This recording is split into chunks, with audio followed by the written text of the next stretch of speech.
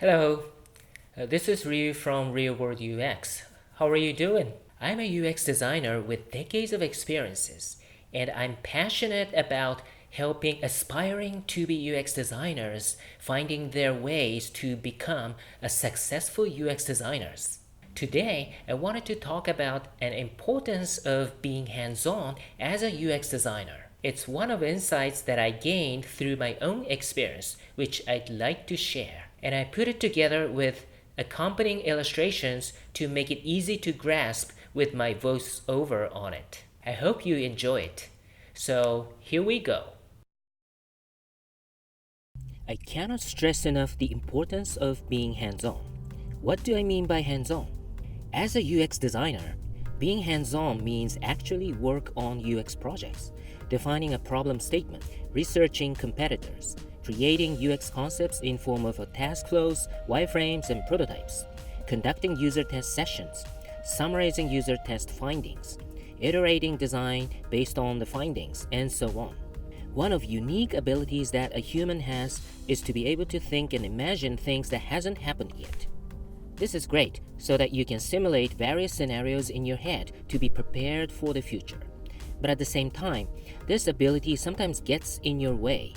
You tend to overthink too much of your future. And when you do, you tend to think of negative scenarios and start worrying about those which are totally illusionary. One of the best ways to avoid this is to always remain hands-on. Once you start focusing on your current concrete task for your UX project, it shifts your attention from illusion to reality. Because concrete tasks are tangible and real, it allows you to start building a positive feedback loop between your work and yourself. Once this feedback loop kicks in, your motivation kicks in too. Concrete tasks such as creating wireframes has tangible output that you create. As soon as you start seeing the tangible output, you start wanting to improve it. Even if you get stuck in your own feedback loop, now that you have a tangible output, you can get other people's feedback, which might give you a totally different, refreshing perspective. This positive feedback loop is a very powerful mechanism.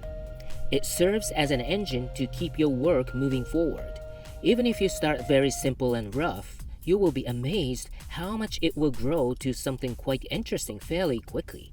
As part of being hands-on, it's also very helpful to include physical works such as creating hand-drawn sketches for your concepts, creating task flows using post-its, for example.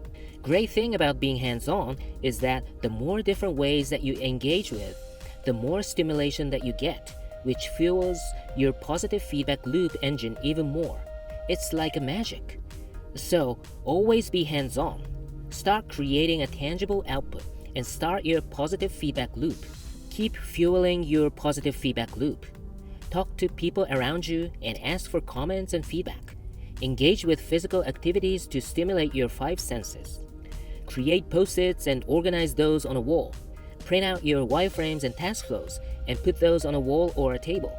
Create hand-drawn sketches. Create prototypes. Being hands-on is the key.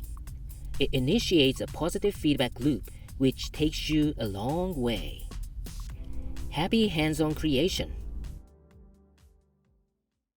Hey, Ryu here again. I hope you liked it. If you liked it, please click like below and subscribe. I will be posting more of these UX Insight series and more in my channel, so stay tuned.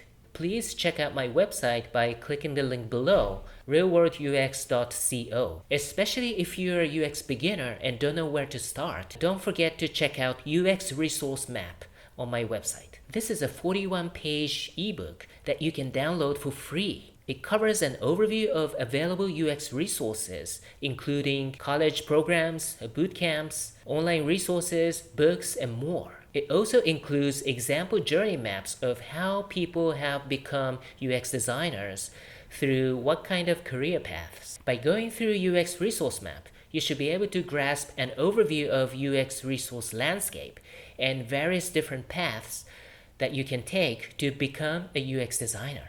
If you have any comments, requests, suggestions, please feel free to enter those too. Thank you very much for watching, and I'll see you in the next video.